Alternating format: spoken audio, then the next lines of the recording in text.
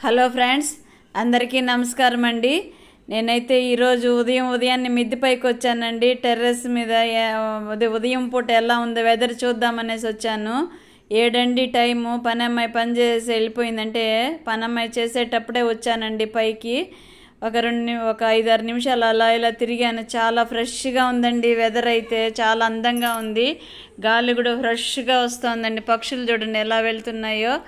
చాలా బాగుంటుందండి రేణిగుంటలో. ఉదయం పూట మిద్దె పైకి వచ్చి చూసామంటే చెట్లు, ఆ గాలి, ఆ క్లైమేట్ చూస్తుంటే, చల్లటి గాలి తగులుతుంటే చాలా ఆహ్లాదంగా అనిపిస్తుందండి నాకు. అప్పుడప్పుడు ఉదయం పూట ఎవరైనా ఇంట్లో ఉంటే పిల్లలు వాళ్ళు చూసుకుంటారు పనులని, నేను హాయిగా కొద్దిసేపు గడపచ్చు పైన అనిపిస్తుంది. కానీ ఉదయం పూట నిద్ర లేవగానే అన్నీ బ్యాలెన్స్ చేసుకోవాలి కదండి, తప్పదు. ఇంక పైకి వచ్చేసానండి. పైకి వచ్చి ఒక 5 నిమిషాలేనండి, మళ్ళీ వెళ్ళిపోయినా. ఇంక అమ్మాయి వెళ్ళిపోవాలి కదా, అమ్మాయి ఉండంగానే వచ్చాను పైకి. చూడండి ఎంత అందంగా ఉందంటే ప్రకృతి. మనకు తెలియకుండానే ఎన్నో రకాలుగా మనల్ని సంతృప్తి పరుస్తుంటుందండి ప్రకృతి. నిజంగా మనం భగవంతుడికి నమస్కారం పెడుతూ ప్రకృతికి, భూమికి అంటే భరతమాతకు కూడా నమస్కారం పెట్టాలండి. చూడండి వెంకటేశ్వర స్వామి కొండలు కనిపిస్తున్నాయి కదా, 7 కొండల్లో ఎదురుగా కనిపించేది అక్కడ నామాలు, శంకు చక్రం అన్నీ ఉంటాయండి. నైట్లో తెలుస్తుంది. కాకపోతే ఇప్పుడు బిల్డింగ్ కట్టేసి కొంచెం అడ్డంగా ఉందండి. ఈ లెమన్ మొక్క చూడండి ఎలా ఉందో. చిన్ని మొక్కకి ఎన్ని కాయలు, చిన్న చిన్న పిందులండి. అన్నీ పెద్దవైనాయంటే చూపిస్తాను. ఇటుపక్క చూడండి ఎంత బాగుందో కదా క్లైమేట్. చూస్తుంటే ఆహా అనిపిస్తుందండి. చూస్తూ ఉంటే మనసుకి ఇలా ఉదయాన్నే చల్లటి గాలి తగులుతూ ఉంటే మనసుకు కూడా ఆహ్లాదంగా అనిపిస్తుందండి. శరీరంతో పాటు మనసు కూడా సంతోషపడుతుంది. ఎవరైనా ఇలాంటి ప్రకృతిని ఎంజాయ్ చేస్తున్నారా, ఎంజాయ్ చేస్తూ ఉంటే తప్పకుండా నాకు ఒక కామెంట్ చేస్తారని ఆశిస్తున్నాను. చూడండి ఉదయం పూట ఎలా ఉందో. నిమ్మ చెట్టు కాయలు అయితే చాలా చిన్న చిన్న పిందులండి. మళ్ళీ మనసొప్పల మళ్ళీ వీడియో తీసాను చూడండి ఎన్ని పిందులు ఉన్నాయంటే. చిన్న చెట్టుకేనండి అది ఎంత ఆ తొట్టు చూడండి, ఆ మొక్క చూడండి ఎలా ఉన్నాయి. ఎన్ని కాయలండి, ఎన్ని పూత పూసిన ప్రతి పూత కాయలైనాయండి. ఇక్కడ చూడండి ఎలా ఉంది నా పరిస్థితి. ఉదయం టిఫిన్ చేద్దామనేసి టిఫిన్కి ప్రిపేర్ చేశానండి. ముందేమో దోశ చేద్దాం అనుకున్నాను. వద్దులే, ఈరోజు చాలా రోజులైంది, 3 రోజులు 4 రోజులు అయినట్టుంది, ఈజీగా డైజెషన్ అవుతుంది అని ఇడ్లీ పెట్టేశానండి. నాకైతే ఇడ్లీనే ఇష్టం ఆయిల్ ఫుడ్ కంటే కూడా. ఇడ్లీ అంటే ఇష్టంగా తింటానండి నేను. అయితే ఆయిల్ ఫుడ్ వద్దులే ఈరోజు అనేసి ఇడ్లీ ప్రిపేర్ చేస్తా ఉన్నాను. అందరికీ కూడా ఆరోగ్యంగా ఉంటుందిలే అని. మా చిన్నబ్బాయి అయితే కిందకు వచ్చి నాకు ఇడ్లీ వద్దు, నానమ్మ దోశ కావాలా అన్నారు.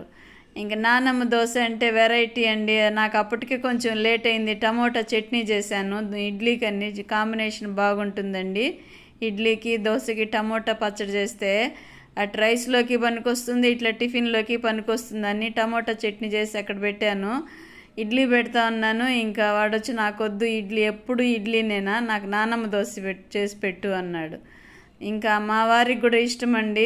ఇంట్లో పిల్లలందరూ కూడా, మా కోడలు కూడా బాగా తింటారండి ఆ దోశ కానీ వేసిస్తే. చాలా టేస్ట్గా ఉంటుందండి.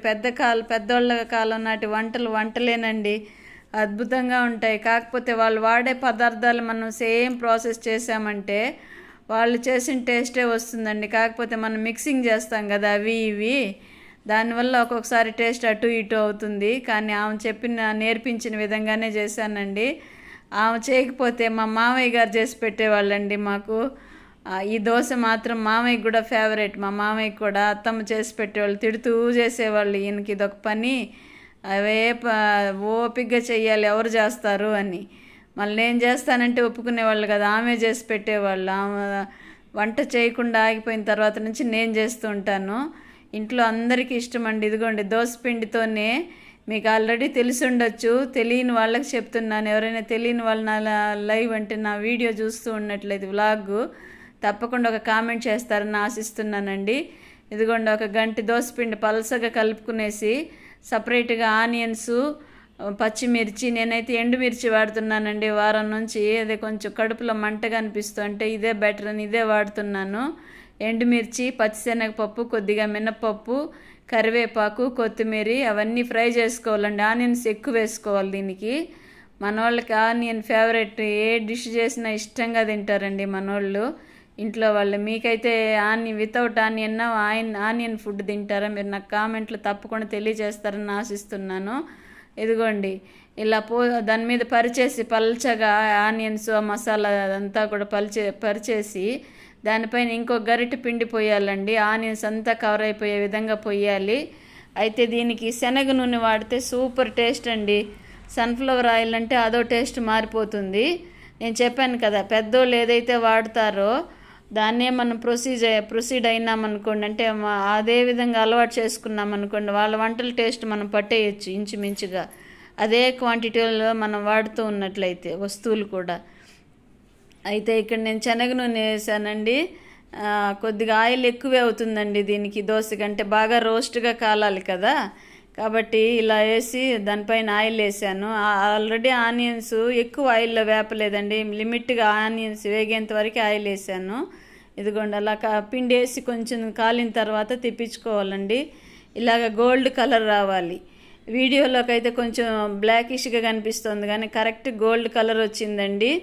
అలాగా అయిన తర్వాత అడుగు పక్కన తిప్పించింది కూడా కాలిపోయిన తర్వాత దాన్ని తీసి ఉల్లికారం చట్నీ కానీ లేదా టమోటా చట్నీ ఉల్లికారం కానీ కాంబినేషన్ తిన్నామనుకోండి, సూపర్ అంతే. ఒకసారి మీరు కూడా ట్రై చేస్తారని ఆశిస్తున్నానండి.